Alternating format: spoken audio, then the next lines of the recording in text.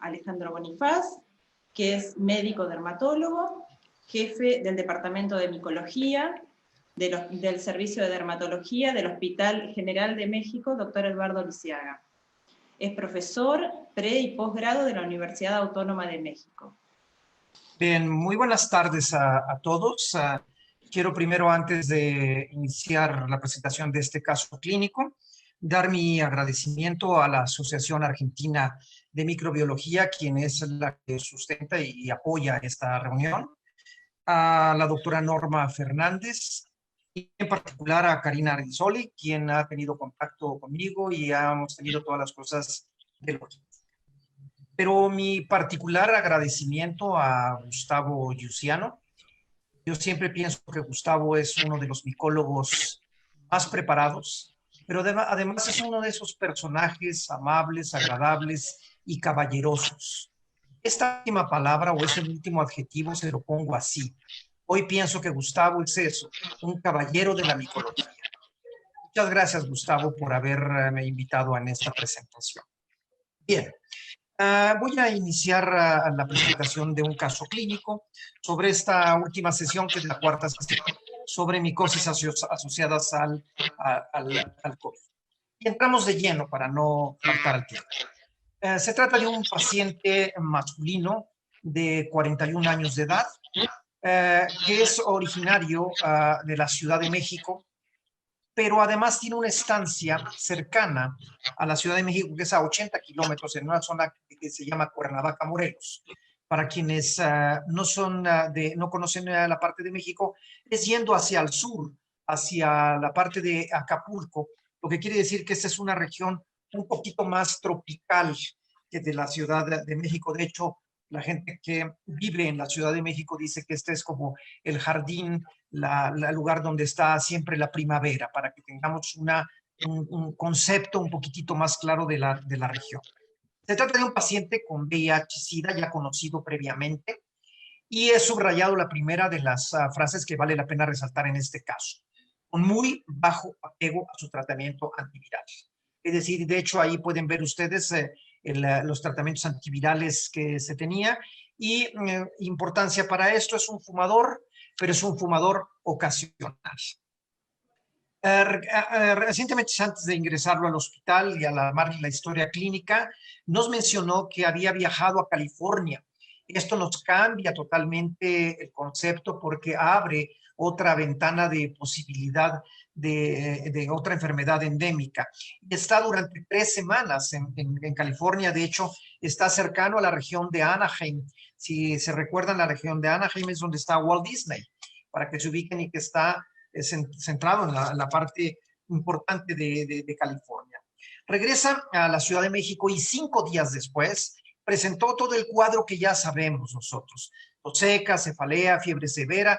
La fiebre es interesante porque llegaba hasta 41 grados. Se dice que nunca llega a 41 grados en estos casos, pero llegó hasta presentó un cuadro de ageusia, un cuadro porque muchos refieren disgeusia, pero él presentaba verdadera ageusia, mialgias y una diarrea moderada. Y antes de ingresarlo al hospital tenía una saturación de oxígeno bastante baja, del 78%, y es ingresado al servicio de infectología para. Y de lleno, ya para entrar al caso, pueden ver ustedes las vías que estamos presentando. Aquí pueden ver perfectamente, sobre todo, que el parénquima pulmonar era muy heterogéneo, tenía una irregularidad como de vidrio deslustrado, y aquí ya plantea una posibilidad. Es decir, está presente el COVID, porque es lo más lógico, pero quizás la asociación tenga que ver con neumocistis girovesi, con una neumocistosis, ¿no? Entonces, ahí pueden ver más o menos la lesión, pero en la región más basal presentaba una lesión nodular. Ahí lo pueden ver, lo he marcado por ahí con el cursor, lo pueden ver. Y si yo presento, esto generaba una neumonía clásica de focos múltiples, pero el reporte mismo de imagenología nos indica lo siguiente: es muy probable que este paciente tenga algún cuadro micótico asociado al COVID. Es decir, aquí indicaba la imagenóloga, que ya prácticamente le estaba dando la orientación a los infectólogos, que esto se podía tratar de una asociación COVID con algún hongo. Pero como digo yo, ¿y qué hongo? Es decir, aquí al final de cuentas, si uno revisa rápido la literatura, habrán 4 vertientes. Aspergillus, pues es rápidamente el que más se ha reportado, pero ojo, se reporta en larga estancia. En las pláticas que dieron con Gustavo planteaban de eso. Y luego viene el segundo lugar, sería la candidosis, y aquí es muy importante diferenciar entre la infección con VIH o una colonización, que hay que marcarla como diferente. Y neumocistosis, bueno, aquí hay 2 vertientes que podrían apoyar el cuadro de neumocistosis. Uno podría ser la imagen clínica que ya nos estaban planteando, la imagen imagenológica, y la segunda es que el paciente es VIH, es decir, ahí tiene dos cuadros. O bien se trataba de esto que estamos planteando, de una endémica. Oxidioidomicosis, pues sí, había ido a la región endémica más importante, que es la zona de California, o bien una histoplasmosis porque vive en Cuernavaca, una de las regiones que reportan varios casos de histoplasma, es decir, tenemos 4 o 5 vertientes. Estos son los datos del laboratorio. Ahí pueden darse cuenta más o menos la idea de linfocitos totales. Me llama mucho la atención, bueno, obviamente la de deshidrogenasa láctica muy elevada, pero miren, lo que interesa mucho, a mí me interesa mucho es el dímero D, porque el dímero D me está planteando la posibilidad de que este paciente requiera rápidamente una anticoagulación. Bueno, obviamente el paciente fue positivo al COVID y de inmediato nosotros planteamos ya mandar un galactomanano, el cual fue negativo. Entonces ya sabíamos una cosa, no se trata de un cuadro de aspergilosis. El antígeno de histoplasma, aunque se había planteado, voy a decirlo claramente, no nos alcanzó el tiempo a hacer el antígeno de histoplasma. Y el paciente, ¿cómo estaba el paciente? Bueno, en ese momento ya no se hizo ningún test ninguna prueba para ver cómo estaba el control de VIH, y 3 meses anteriores tenía los siguientes datos: 202 CD4 y una carga viral de 48,000. Es decir, ¿cómo lo podemos clasificar este paciente? Yo lo tengo en ese momento como B2, pero está migrando a B3 o probablemente ya a C1. Es decir, yo no sé si en el momento de ingresar el paciente estaba ya realmente en el rango del C. Es decir, este es un paciente que está mal, no tan mal, realmente bajo el punto de vista del VIH. Bueno, planteamos lo siguiente rápido. Un examen directo de lavado bronquialveolar, el cual fue negativo, no detectamos la presencia de hongos, pero hicimos una citopatología. Todo el mundo sabe que si uno está pensando sobre todo en histoplasma, me da más datos, una tinción que un examen directo. Y allí vimos inmediatamente levaduras intracelulares y se solicitó también aspirado de médula ósea. Eso es para saber si el histoplasma estaba dando un cuadro diseminado. No alcanzamos a hacer el aspirado de médula ósea, únicamente nos quedamos con la primera de las tinciones. Y de los cultivos encontramos que de cuatro cultivos que habíamos sembrado a la primera intención, sale uno positivo con Candida albicans. Yo aquí les hago el planteamiento. Para mí esto es una colonización, porque al final de cuentas yo no vi un examen directo positivo y me está arrojando un 25% de cultivos con Candida albicans. Pero 9 días después del inóculo nos empieza a aparecer el histoplasma capsulato. Esto cierra totalmente el cuadro de una histoplasmosis, y ahí pueden ver el dato del galactomanano en 0.11, lo que significaba que era negativo, pero recuerden que también algunos casos de histoplasmosis, el galactomanano podría salir positivo. En este caso fue negativo. Aquí está la imagen, vean ustedes las levaduras intracelulares, alguna con una sola, varias. Es decir, enseñarles a ustedes, en particular como el grupo que me está escuchando, el 90-95% son argentinos, es como enseñarles a bailar tango o a jugar fútbol. No pretendo eso. Es decir, al final de cuentas, lo único que comprobamos es una cepa que es la que más aislamos en México, es una cepa B, es una cepa brown, que a mí no me gusta mucho decirle brown porque me gusta más decirle pesh, que también sigue siendo B. Al final de cuentas, un histoplasma que se corroboró por completo.